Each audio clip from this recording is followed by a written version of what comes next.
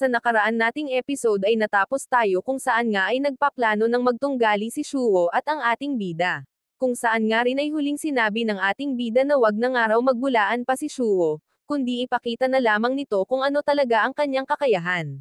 Kaya naman nga heto at nag-umpisa nang lumapit si Shuo upang atakehin ang ating bida. Subalit sa di nga inaasahan, ay nasapak rin naman nga ito kaagad ng pagkat-endi ng ating bida. Dahilan nga upang bigla na lamang manlaki ang mga mata nitong mag-aama, dahil sa pagkabigla at pagkagulat, yung tipong kakaumpisa pa lang pero nasuntok na agad ng malakas ang kanilang pambato. At dahil nga sa pangyayaring iyon, ay official nang ang ating bida ang nanalo para sa laban nilang ito, kaya naman rin ay agad niyang sinabi sa uncle na kolektahin na raw nito ang mga title deeds ng bawat isa, at ibigay na rin sa kanya agad. At ganito na nga lamang din ang naging reaksyon ng matandang uncle. Makalipas ng ilang oras ay makikita ang ating bida, na seryoso lamang na nakaupo habang tila ba may malalim na iniisip. At maya-maya nga lang din, ay biglang lumapit sa kanya ang lalaking ito at sinabing, nagbibiro lamang daw siya sa pagpayag nila sa deal kanina, kaya naman sana raw ay ibalik na rin ngayon ng ating bida ang mga deeds ng kanilang lupain, at sasabihin niya na rin daw sa uncle na wag nang i-divide pa para sa kanilang lahat ang farmlands ng ama ng ating bida, sa halip ay magbibigay na rin lamang daw sila ng bawat bahagi ng kanilang lupa, upang iyon na lamang daw ang maging kapalit ng kanilang pagkatalo sa deal, mariin naman ngang sambit ng ating bida, na kung nagbibiro lang daw pala ang lalaking ito sa kanilang naging deal, pues siya raw ay hindi, sapagkat seryoso talaga siya sa lahat ng kanyang mga sinabi kanina, kaya naman ang lahat nga raw ng mga lupain at assets ng mga ito ay tuluyan ng mapapasa kanya ngayon. May pagrereklamo naman ngang sabi nitong lalaki, na ang mga ari-arian nga raw nilang iyon ay sobrang mahalaga sa kanila, kaya't hindi raw yun pwedeng basta na lang kuhain ng ating bida, iya ay mga loko pala talaga ang mga ito, makikipag-deal sa ating bida, tapos nung natalo sa kababawiin ang pusta. At sabi na nga lamang nitong ating bida ay siya nga raw ang nanalo sa laban, kaya naman nararapat lamang nakuhain niya na kung ano ang kanilang napag-usapan. Ngunit nagmatigas pa nga rin ang lalaking ito, at agad na binalak na lumapit sa mesa upang kuhain ang titulo ng kanilang lupa. Subalit hindi nga ito hinayaang mangyari ng ating bida, kaya naman ay agad niya ring pinatikim ng masarap na atake ang madayang lalaking ito. Dahilan nga para mabutas ang kamay nito, bilang kaparusahan sa pangangahas sa isang bagay na hindi na niya pwede pang bawiin at pakialaman. Sabay sinabihan rin ito agad ng ating bida, na wala nga raw itong karapatan na hawakan ang mga papeles, lalo na at hindi siya nagbigay ng pahintulot. At nang makita nga ng pamilya nitong lalaki ang nangyari sa kanyang kamay, ay todo agad ang naging reaksyon ng mga ito, habang nagtatanong kung okay lang daw siya. Sabay lumapit na nga rin ang mga ito, upang tulungan ang kanilang ama, kung saan nga ay pag-alitring sinabihan ng mga ito ang ating bida, na napaka-brutal niya raw talagang tao. Sabi naman nga ng ating bida na maliit na halaga nga lang raw ang ginawa niyang iyon, bilang bayad sa pangangahas na ginawa ng ama ng mga ito, pasalamat na nga lang din daw ang mga ito dahil kung hindi sila magkapamilya, ay baka tuluyan na niyang pinaslang ang matanda. Kaya't napatahimik na nga lang rin ang mga ito, dahil siguro sa napahiya sila, sapagkat alam nilang sila rin ang mali. Makalipas ang ilang araw, ay muling bumalik ang eksena sa tahanan ng ating bida rito sa may Sanhi Town, kung saan nga rin ay may sensinang nag-uusap ang mag-ina. At ayon nga sa nanay ng ating bida, ay natatakot raw siyang baka gantihan sila ng kanilang mga kapamilya dahil sa napunta na nga sa kanila ang lupain ng mga ito, marahan lang namang tugon ng ating bida, na wag na nga raw mag-alala pa ng labis itong kanyang mahal na ina, at ang pakaisipin na lamang daw nito ay kung papaano e-enjoyin ang buhay bilang isang landlord ng malawak na kalupaan. At maya-maya pa nga lang din ay makikitang nasa sa labas ng kanilang bahay ang uncle, na agad rin namang malakas na nagtanong kung naririto nga raw ba siya ngayon sa kanilang tahanan. Kaya't lumabas na nga rin ng bahay ang kanyang ina, at agad na tinanong ang uncle kung ano nga raw ba ang sadya nito sa kanila, tugon naman nga nito na meron lang daw siyang nais na sabihin sa ating bida. At nang marinig nga iyon ng ating bida ay pinakiusapan niya ang kanyang ina, na kung maaari daw ay gumawa ito ng tsaa na maiinom nila ng uncle habang sila ay nag-uusap. Dito nga sa isang silid sila nag-usap, kung saan sabi ng uncle na alam niya raw na unfair para sa ating bida na mag-allocate ng farmland sa orihinal na pamamaraan, at ipinaliwanag niya nga rin daw muna sa iba ang bagay na bago siya magtungo rito, at ang naging desisyon nga raw nila ay maaaring kuhain nitong ating bida ang 100 hectares ng lupain, subalit kailangan daw na ibalik niya sa iba ang natitirang lupa, sapagkat labis nga raw itong kailangan ng kanilang mga kapamilya upang meron ang mga itong matirahan at mapagkakitaan. Sambit naman nga ng ating bida na hindi raw siya makakapayag sa bagay na iyon, dahil base nga raw sa napag-usapan nila, ay mapupunta na sa kanya ang lahat ng ari-arian ng mga ito, at isa pa ay nararapat nga lang din daw sa mga yon na mawalan ng tirahan dahil sa sobra ang mga ito kung mangmaliit sa kanila kahit noon pa man. Pahayag naman nga nitong uncle na nais nga lang raw na gumawa ng kasunduan ng iba nilang kapamilya, kaya bakit hindi na nga lang rin daw ito pagbigyan ng ating bida, dahil wala rin daw naman ngang silbi ang ginagawa niyang pagmamatigas sa mga ito, at isa pang araw, ang kapamilya nilang iyon ay merong koneksyon at kapag daw nag-report ang mga ito, ay tiyak na ang ating bida lang rin ang mahihirapan. Sabi naman nga ng ating bida na hindi raw siya natatakot sa mga yon, sa halip ay bahala na raw ang mga yon sa gusto nilang gawin, at aabangan na nga lang rin daw niya kung sino nga ba ang kakampi at magtatanggol sa mga ito. At dahil nga sa mga tinuran ng ating bida ay tila ba nadismaya itong si uncle, kaya naman nga ay tumayo na rin ito at waring ayaw nang magsalita pa, tungkol sa kung anong makakapagkambansi sa ating bida. At bago nga ito tuluyang umalis, ay sinabi muna nitong ang titulong araw ng lupa ay pagmamay-ari na ng ating bida, subalit ang mga nakatanim raw dito ay hindi naman sa kanya, kaya't pagkatapos pa lang raw ng anihan sa kanya tuluyang angkinan ang buong lupain, marahan naman ngang tugon ng ating bida na ayos nga lang daw yon, sapagkat willing naman siyang maghintay. Makalipas ang 2 araw ay lumipat naman ang eksena, rito sa malapalasyong tahanan ng pamilyang Papariho ng ugali, kung saan nga ay makikitang hindi mabuti ang kalagayan ng haligi ng tahanan, habang abala rin ang mga ito sa pag-uusap-usap, at sabi nga ni Wendong na ayon nga raw sa uncle ay hindi pumayag ang ating bida sa ini-offer nilang kasunduan, at pagkatapos nga raw nilang mag-ani ay tuluyan ng makukuha ang kanilang lupain, at mangiyak-ngiyak naman ngang sambit nitong ama nila na ang lupain nga raw na iyon, ay sa kanila lamang at hindi maaaring kuhain ng iba, lalo pa raw at sa hamak lamang na gaya ng ating bida mapupunta, sabi naman nitong si Weikay na papaano nga raw yon, gayong nakapirma na sila sa kontrata.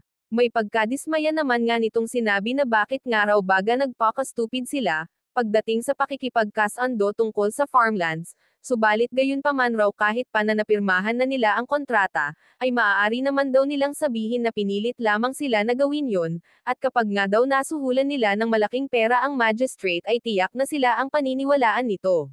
Pagkaraan ng 3 buwan ay muli nga silang nagtipon-tipon dito sa may ancestral hall, kung saan ay agad ring inanunsyo ni Grandpa na ngayong araw daw na ito ay ang kanilang annual celebration, at dapat nga rin daw silang magpasalamat para sa magandang panahon ngayong taon, dahil naging maayos at masagana ang kanilang naging pag-aani, at according nga raw sa rules itong kanilang hall, ay bukas sa lahat ng sinuman na nais pumunta rito, gaya ng kanilang mga kaibigan at iba pang mga gustong bumisita. Ang ginagawa nga daw nilang pagsi-celebrate na ito ay makakatulong para sa kanila, upang magkaroon pa ng mas maraming kakilala at kaibigan, kaya't sana nga rin daw ay mag-enjoy silang lahat ngayon, at ipakita lamang din daw nila kung sino talaga sila. Sabi naman ni Weikay sa Grandpa habang nakatingin sa ating bida, na sinisigurado daw niyang ang lahat ay mananatili sa tama, subalit ang ikinatatakot niya nga lang raw ay baka merong isang tao rito na mapahiya lamang, dahil mukhang wala raw itong ni isang kaibigan na dadalo at bibisita ngayong araw,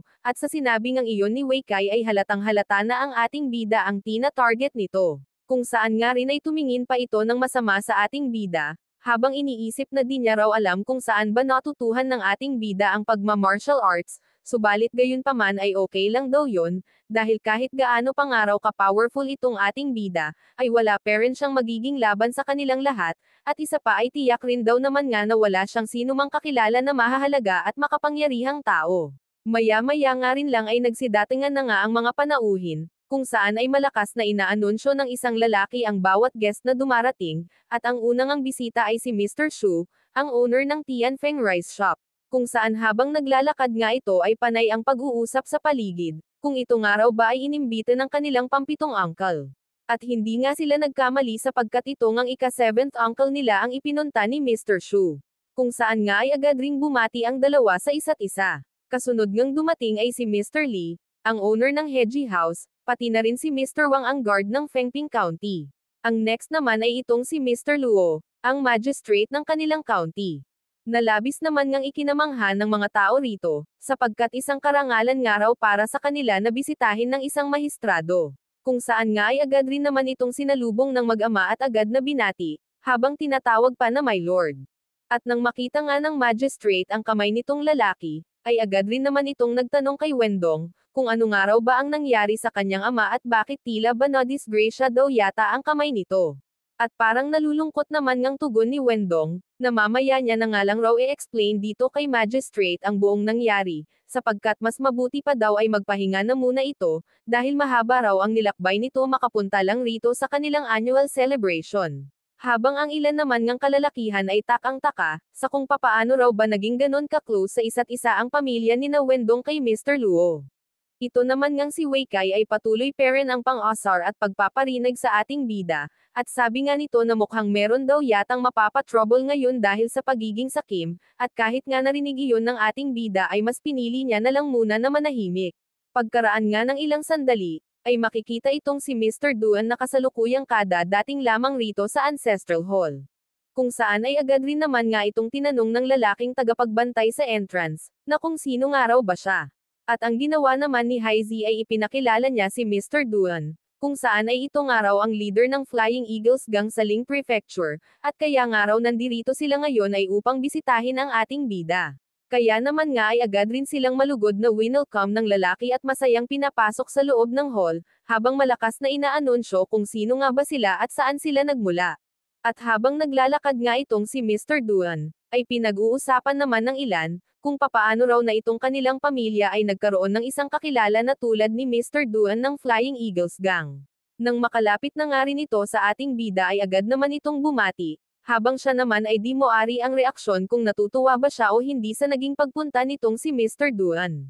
Sabay ipinakita nga rin nito ang isang box, at sinabing pinapalten niya ng araw ng banknotes ang lahat ng mga naipon at nakuha ng ating bida mula sa kanyang business, kung saan nga raw ay umaabot ito sa 5 million worth of banknotes. Nalabis naman ngang ikinagulat ng mga ginoong nakarinig, lalong higit nitong dalawang magkapatid na ito. Sambit naman nga ng ating bida, ay itabi na lang raw muna nitong si Mr. Duan ang box at siya na lamang ang bahala mamaya, na sinunod rin naman agad nito, sabay nagpaalam na aalis na rin daw siya ngayon pabalik sa Ling Prefecture. At bago nga tuluyang makaalis si Mr. Duan, ay curious naman siyang tinanong ng grandpa, na bakit nga raw aalis na rin siya agad gayong halos kada dating niya pa lang, at isa pa raw ay nais pa sana nilang makilala siya ng formal. Humingi na nga lamang ng pasensya itong si Mr. Duan, sapagkat kinakailangan niya na nga rin daw talagang umalis dahil marami pa siyang aasikasuhin, sadya lang raw talagang pinuntahan niya rito kahit saglit lang ang ating bida. Habang ito naman ngang tatlong magkakapatid na ito, ay panay na naman ang pag-uusap habang nakatingin sa ating bida, kung saan sabi ni Wei Kai na napagtanto niya na kaya raw pala ganon ka-arrogant ang ating bida ay dahil sa may isang gang daw na matatakbuhan niya. Sambit naman ni Wendong na papaano raw kaya na ganon na lamang rin kung magbigay ng respeto ang isang leader sa ating bida, gayong sa itsura nga daw niya ay mukhang hindi naman siya kagalang-galang. Sabi naman nga ng isa pang lalaki na wag raw nilang kalilimutan na kahit papaano raw ay meron ding pera itong ating bida, kaya naman malamang nga raw ay binayaran niya lamang si Mr. Duan upang magkunwari, para lang masabi ng iba na meron din siyang kakilalang mga tao na makapangyarihan. Makalipas ang ilang sandali ay ito naman ngang si Prince Ning ang dumating. Na muli na naman ngang ikinagulat ng marami dahil bakit raw ang isang gaya nitong prinsipe, ay nagawang pumunta rito sa kanilang mahirap lamang na lungsod, kung saan nga ay hindi rin daw nila alam kung sino rito sa kanilang kapamilya ang related dito sa kamahalan. Habang ito naman ngang si Grandpa at si Mr. Luo ay kaagad ring malugod na bumati kay Prince Ning. Sabay nagtanong rin agad itong magistrate kung ano nga raw ba ang ipinunta rito ng prinsipe. Marahan naman ngang sumagot si Prince Ning na kaya raw siya nandirito ay upang makita at mapuntahan si Mr. Lin. Na agad rin naman ngang tinanong ni magistrate, kung sinong Mr. Lin nga raw ba iyon, sapagkat lahat nga raw ng nandirito ay Lin ang apelyido kaya naman wala silang alam kung sino talaga ang tinutukoy nito. Ito namang si Grandpa ay napalingon sa kanyang likuran, habang iniisip na hindi raw kaya isa sa mga Genzon's family ang Mr. Lin na tinutukoy ng kamahalan. Kung saan ay iniisip-isip rin naman nitong lalaki, na kung ang pamilya raw ba nila ang nais bisitahin ni Prince Ning, sabi pa nito na meron nga raw siyang ilang mga kaibigan mula sa Ling Prefecture, subalit wala raw naman siyang balita na merong ginawa ang mga ito para mapapunta dito ang prinsipe. Maya-maya nga nang nasa harapan na ng ating bida si Prince Ning, ay agad din itong nagbigay galang sa kanya, at gayon rin naman nga ang kanyang ginawa. Habang ang tatlo naman ngang ito ay gulat na gulat, dahil sa ang ating bida raw pala ang ipinunta ng kamahalan. Balik tayo sa prinsipe, kung saan nga ay malugod nitong sinabi na para raw sa pakikipag-celebrate niya ngayon, ay naghanda siya ng isang regalo, at malaking karangalan nga raw para sa kanya kung tatanggapin ito ng ating bida. Sabi naman ng lalaking ito, na kung nananaginip lang daw ba siya sapagkat di niya raw inaakalang ang prinsipe ay malaki ang pagrespeto sa ating bida, gayong siya nga raw ang pinakamahirap dito sa buong angkan nila. Heto na naman nga ang tatlo at hindi na naman makapaniwala, dahil imposible na naman daw yatang mangyari na maging ang prinsipe ay binayaran lamang din ng ating bida, at isa pa raw ay papaanong nagawa rin ng kamahalan na magbigay ng isang regalo sa kanya. At maya-maya nga nang mabuksan na ang munting kahon, ay nakita na rin ng lahat kung ano ang nilalaman nito. Habang sinasabi rin ng prinsipe na ang ating bida nga raw ay isang immortal, kaya naman baka raw hindi peren ito sapat na maging handog para sa kanya, ang bracelet nga raw na ito ang pinakamahalagang bagay mula sa Mirror Moon House, at naisip niyang ito ang ihandog upang ibigay sa mahal na ina nitong ating bida. Dahil nga rito ay lalo nang nanlaki ang mata ng mga nandirito sa hall, sapagkat ang bracelet nga raw na iyon ay hindi mapapantayan ng anumang salapi, kahit pa na umabot sa milyon-milyong halaga ng pera. Ang ginawa naman nga ng ating bida ay labis siyang nagpasalamat sa prinsipe, dahil tiyak nga raw na matutuwa ng sobra ang kanyang ina dahil sa bracelet na ito, sambit naman ng prinsipe na mabuti raw pala at nagustuhan ng ating bida ang kanyang handog, kaya naman ay labis rin daw siyang nagagalak, at dahil sa nabisita niya na nga daw itong ating bida ay aalis na rin siya, sapagkat paniguradong hinihintay na rin siya ng kanyang pamilya. Ito naman ngang lalaking ito ay todo sa pag-iisip, tungkol sa kung sino nga raw ba talaga dito sa mundo ang ating bida, at bakit daw ang prinsipe ay nagpunta pa rito para lang personal siyang bisitahin at bigyan ng regalo. Maya-maya nga lang rin ay biglang malakas na inanunsyo, na ang dumating daw naman ngayon ay ang prefect ng Ling Prefecture na si Mr. Kong. At kagaya parent nga sa kanina ay muli na namang nagulat ang lahat, kung saan nga itong si Mr. Luo ay iniisip na bakit raw maging ang highest rankang official na si Mr. Kong ay nagtungo rin dito. Kung saan nga ay ito ring ating bida ang sadya nito na malugod rin namang bumati sa kanya. Ito namang si Wendong ay tila ba nagpapapansin na sinabing hindi niya raw inaakalang pupunta ngayon rito si Mr. Kong, na hindi nga man lamang nito nilingon at inimaikan kahit saglit. Sa halip ay nagpatuloy nga lamang ito sa pakikipag-usap sa ating bida, at sinabi nito na ang kanya raw ina ay palaging naiisip ang ating bida, at pareho nga rin daw nilang naisipan na bisitahin siya ngayon rito. Kasunod nga nun ay nagpaalam na rin naman si Mr. Kong sa ating bida, at habang naglalakad nga ito palabas ng hall, ay muli na naman itong kinausap ni Wendong, kung saan sabi nito na ang ating bida raw ay isang hamak lamang at walang kahit na anong posisyon, kaya naman bakit daw siya nirerespeto nitong si Mr. Kong gayong isa itong highest rankang official. Marahan naman ngang tugon ni Mr. Kong na ang ating bida nga raw ang nakapagligtas at nakapanggamot sa kanyang ina, kaya naman nararapat lang daw na magbigay siya ng respeto at tunay na paggalang.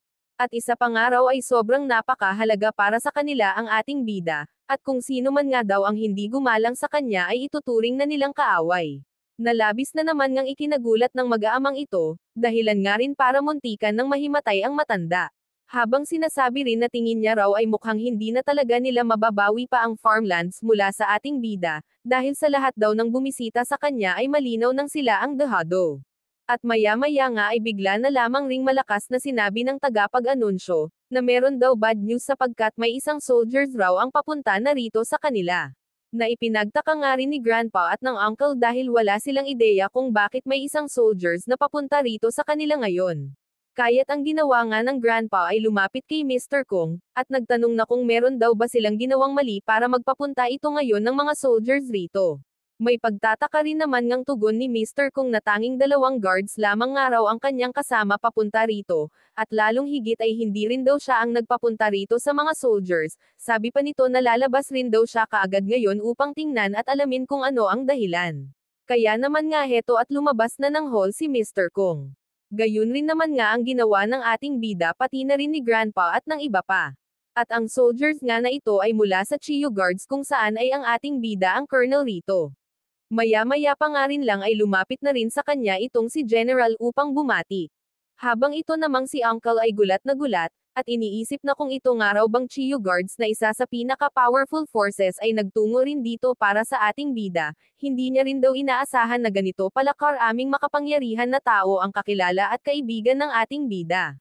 Si Grandpa naman nga ay di parent talaga makapaniwala sa mga nangyayaring ito, at sabi rin niya na ngayong araw daw ang most incredible day na naranasan niya, sapagkat nakakilala raw sila ngayon ng isang gang, isang official, isang miyembro ng royal family at ng Chiyo Guards. Sabi rin nitong si Grandpa habang naluluha-luha pa, na hindi raw siya makapaniwalang ang ating bida ay nagkaroon ng mga ganong kaibigan, kaya naman napakaswerte raw talaga nila. Maging ito nga ring magkapatid ay di na naman makapaniwala, sa kung papaano raw na ang ating bida ay nagkaroon ng madaming kaibigan na mga influential people.